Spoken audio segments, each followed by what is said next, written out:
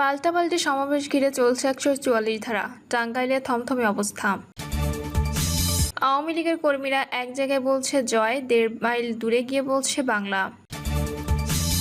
নির্বাচনের নিরাপত্তা, নতুন কৌশল, নতুন চ্যালেঞ্জ। এবং সর্বশেষ জানাবো, লাশ পোড়ানোর ঘটনায় আওয়ামী লীগের 2 জন সহ গ্রেপ্তার 7। শুনছিলেন সংবাদ শিরোনাম, এবারে বিস্তারিত। পাল্টাপাল্টি সমাবেশ ঘিরে চলছে 144 ধারা। টাঙ্গাইলে থমথমে অবস্থা।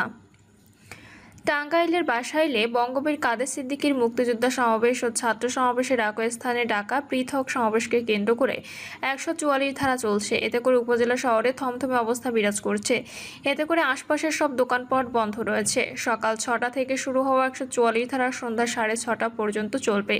এর ফলে বাসাইল কেন্দ্রীয় শহীদ মিনার চত্বরে 500 গজ পরিসীমার মধ্যে সব ধরনের সমাবেশ, স্লোগান, মিছিল, শোভাযাত্রা, পিকেটিং বন্ধ রয়েছে। এদিকে রোববার সকাল থেকেই বাসাইল শহরের গুরুত্বপূর্ণ পয়েন্টে অতিরিক্ত পুলিশ মোতায়েন করা হয়েছে। একই সঙ্গে সেনাবাহিনীর অপ্রীতিকর ঘটনা এড়াতে তৎপর রয়েছে। বিভিন্ন স্থানে বসানো হয়েছে চেকপোস্ট। সরেজমিনে গিয়ে দেখা যায় 144 ধারা জারির ফলে উপজেলা শহর জুড়ে থমথমে অবস্থা বিরাজ করছে। বাসাইলের সব প্রবেশ মুখে বসানো হয়েছে চেকপোস্ট। শহরের সাধারণ মানুষের চলাচল, যানবাহন কম দেখা গেছে। বন্ধ রয়েছে দোকানপাট। তবে কাদের সিদ্দিকী জানিয়েছেন তিনি বাসাইলে সমাবেশ করবেন। আওয়ামী লীগের কর্মীরা এক জায়গায় বলছে জয়, 1.5 মাইল দূরে গিয়ে বলছে বাংলা। রাজধানী সহ বিভিন্ন স্থানে কার্যক্রম নিষিদ্ধ আওয়ামী লীগের ঝটিকা মিছিল প্রসঙ্গে বিএনপির স্থায়ী কমিটির সদস্য সালাউদ্দিন আহমেদ বলেছেন, আওয়ামী লীগের কর্মীরা এক জায়গায় বলছে জয়, 1.5 মাইল দূরে দৌড়ে গিয়ে বলছে বাংলা। সালাউদ্দিন আহমেদ বলছেন, আজকে দেখলাম আওয়ামী লীগ এক জায়গায় মিছিল দিচ্ছে, এক জায়গায় বলছে জয়, 1.5 মাইল দূরে আরেক জায়গায় দৌড়াদৌড়ি করে বলছে বাংলা। এই হচ্ছে এখন আওয়ামী লীগের অবস্থা। সুতরাং এই অবস্থা থেকে যাতে তারা মুক্তি না পায় সেই রকম রাজনীতি বাংলাদেশে আমাদের স্থাপন করতে হবে। বিএনপির ভারপ্রাপ্ত চেয়ারম্যান তারেক রহমান দেশে ফিরলে দলের নির্বাচন প্রচারের কাজ অর্ধেক হয়ে যাবে উল্লেখ করে তিনি বলেন, নির্বাচনের মধ্য দিয়ে রাজনৈতিক সরকার প্রতিষ্ঠা করতে হবে, যার মাধ্যমে জাতীয় আশা আকাঙ্ক্ষা পূরণ হবে। 2026 সালের ফেব্রুয়ারিতে নির্বাচন হবে জানিয়ে সালাউদ্দিন আহমেদ বলেন, এ পথে যারা কাটা বিছানোর চেষ্টা করছে বা বিভিন্ন রকমের বক্তব্য দিয়ে বিভ্রান্তি সৃষ্টি করছে তাদের সবার প্রতি নসিহত, দেশ এখন নির্বাচনী আবহে আছে, সারা দেশের নির্বাচনী আমেজ তৈরি হয়েছে। তিনি আরও বলেন, খুব দ্রুত তারেক রহমান দেশে ফিরবেন, সেদিন নির্বাচনে সবকিছু প্রতিষ্ঠা হয়ে যাবে। আমি বলছি না তখন নির্বাচন হয়ে যাবে, তবে তিনি দেশে এলে বিএনপি নির্বাচনের কাজ অর্ধেক শেষ হয়ে যাবে। প্রচারণা নির্বাচনের মূল বিষয়, সেদিন বিএনপির অর্ধেক প্রচারণা হয়ে যাবে সারা দেশে। নির্বাচনের নিরাপত্তা, নতুন কৌশল, নতুন চ্যালেঞ্জ।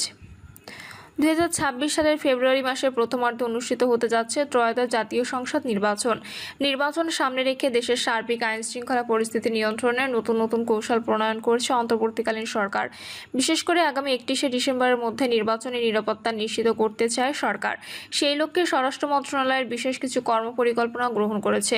সেগুলোর মধ্যে উল্লেখযোগ্য হল, পূর্ববর্তী নির্বাচনে দায়িত্ব পালন করা কোনো কর্মকর্তাকে এবার আর দায়িত্ব না দেওয়া, দেশের সব ঝুঁকিপূর্ণ কেন্দ্র সিসিটিভি ক্যামেরার আওতায় আনার পাশাপাশি রাজনৈতিক পক্ষপাত ছাড়াই সব সংস্কারকে সমন্বিতভাবে কাজ করার আহ্বান জানানো, পাশাপাশি নির্বাচনের আগে বেহাত হওয়া সব অস্ত্র উদ্ধার এবং সামাজিক যোগাযোগ মাধ্যমে বিদ্বেষমূলক অপপ্রচার প্রতিরোধে কার্যকর পদক্ষেপ গ্রহণ। সম্প্রতি স্বরাষ্ট্র মন্ত্রণালয়ের আইন শৃঙ্খলা সংক্রান্ত উপদেষ্টা পরিষদ কমিটির এক গুরুত্বপূর্ণ বৈঠকে এইসব বিষয়ে চূড়ান্ত সিদ্ধান্ত নেওয়া হয়েছে। সভায় সভাপতিত্ব করেন স্বরাষ্ট্র উপদেষ্টা লেফটেন্যান্ট জেনারেল জাহাঙ্গীর আলম চৌধুরী। বৈঠকে উপস্থিত ছিলেন স্বরাষ্ট্র উপদেষ্টা, পুলিশের মহাসচিব, মহাপরিদর্শক সহ বিভিন্ন গোয়েন্দা সংস্থার প্রধানরা। বিশেষজ্ঞরা বলেন, নির্বাচনের আগে বেহাত হওয়া অস্ত্র উদ্ধার সরকারের জন্য বড় চ্যালেঞ্জ। কারণ আগে একাধিকবার উদ্যোগ নিলেও সেগুলো আর আলোর মুখ দেখেনি। নির্বাচনের সময় সংঘর্ষ বা সন্ত্রাসী কার্যক্রম সাধারণত অস্ত্র নির্ভর হয়ে থাকে। যেহেতু এখনও বিপুল পরিমাণ অস্ত্র ও গোলাবারুদ বেহাত রয়েছে এবং সেগুলো উদ্ধার না হলে সব প্রস্তুতি সত্ত্বেও সহিংসতা ঠেকানো কঠিন হবে। স্বরাষ্ট্র মন্ত্রণালয় সূত্র জানিয়েছে, নির্বাচন নির্বিঘ্ন করতে সরকার গোয়েন্দা তৎপরতা বাড়ানোর পাশাপাশি প্রযুক্তিগত বেশ কিছু উদ্যোগ নিচ্ছে। দেশের সব ঝুঁকিপূর্ণ ভোটকেন্দ্রের তালিকা করে সেগুলো বিশেষ নজরদারির আওতায় আনার সিদ্ধান্ত নিয়েছে। এগুলো কেন্দ্রগুলোতে সিসিটিভি ক্যামেরা স্থাপন ও কার্যকর মনিটরিং ব্যবস্থা গ্রহণ করার সিদ্ধান্ত হয়েছে। এ বিষয়ে বাংলাদেশ নির্বাচন কমিশনকে অবহিত করা হয়েছে এবং একটি কেন্দ্রীয় মনিটরিং সেন্টার স্থাপন করতে বলা হয়েছে। তাছাড়া জেলা পর্যায়ে রাখা হচ্ছে মনিটরিং ব্যবস্থা। দায়িত্ব পাবে না গত নির্বাচনের দায়িত্ব পালনকারীরা। সবার সিদ্ধান্ত হয় 2014, 18 ও 2024 সালে বিতর্কিত জাতীয় সংসদ নির্বাচনের দায়িত্ব পালনকারী ব্যক্তিদের আসন্ন নির্বাচনে কোনো দায়িত্ব দেওয়া হবে না। এর আগে গত 3 নির্বাচনের দায়িত্ব পালন করা কর্মকর্তাদের তথ্য চেয়ে বিভাগীয় কমিশনার ও জেলা প্রশাসকদের চিঠি দিয়েছে নির্বাচন কমিশন। এদিকে নির্বাচনের অনিয়ম পুঙ্খানুপুঙ্খভাবে খতিয়ে দেখতে ভোট গ্রহণ কর্মকর্তাদের তথ্য চেয়েছে পুলিশ ব্যুরো অফ ইনভেস্টিগেশন। সবাই এসব বিষয়ে নির্বাচন কমিশন, জনপ্রশাসন মন্ত্রণালয়, স্বরাষ্ট্র বাহিনী বিভাগ ও পুলিশ অধিদপ্তরকে কাজ করতে বলা হয়েছে। আসন্ন জাতীয় সংসদ নির্বাচন সামনে রেখে আইনশৃঙ্খলা পরিস্থিতির যাতে অবনতি না ঘটে সেজন্য গোয়েন্দা নজরদারি বাড়ানোর সিদ্ধান্ত নেওয়া হয়েছে। এ বিষয়ে প্রতিরক্ষা গোয়েন্দা মহাপরিদপ্তর, ডিজিএফআই, জাতীয় নিরাপত্তা গোয়েন্দা সংস্থা এনএসআই এবং পুলিশের বিশেষ শাখা এসবিকে নজরদারি বাড়ানো এবং সম্ভাব্য ঝুঁকির বিষয়ে সজাগ থাকতে বলা হয়েছে।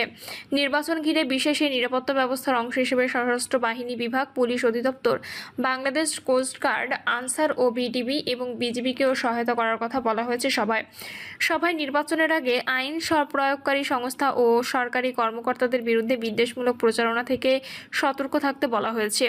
নির্বাচন পূর্বক ও নির্বাচনকালীন সব সংস্থাকে একসঙ্গে ও নিরপেক্ষভাবে পরিস্থিতি মোকাবেলা করার কথা বলা হয়েছে। এ বিষয়ে গোয়েন্দা সংস্থাকে তৎপর থেকে তথ্য সংগ্রহ, বিশ্লেষণপূর্বক ঝুঁকি বিবেচনা করে যথাযথ ব্যবস্থা গ্রহণ, একই সঙ্গে সামাজিক যোগাযোগ মাধ্যমে কঠোর মনিটরিং আওতায় আনার কথা বলা হয়েছে। আসন্ন জাতীয় সংসদ নির্বাচন সামনে রেখে আইনশৃঙ্খলা রক্ষাকারী বাহিনীর 2টি পৃথক প্রস্তুতিমূলক মহড়া পরিচালনার সিদ্ধান্ত নেওয়া হয়েছে।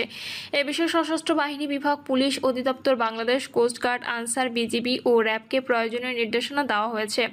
এই মহড়ার মাধ্যমে সংশ্লিষ্ট এলাকার কোনো ধরনের ঝুঁকি বা সংঘাত হতে পারে না পর্যালোচনা, ঝুঁকিপূর্ণ ভোটকেন্দ্র চিহ্নিত করা, আইন শৃঙ্খলা রক্ষায় কিভাবে পুলিশ, র্যাব, বিজিবি, আনসার, কোস্টগার্ড সমন্বয় করবে তার পরিকল্পনা, মোবাইল টিম, স্ট্রাইকিং ফোর্স ও টহল টিম কিভাবে কাজ করবে তার নির্দেশনা পাওয়া যাবে।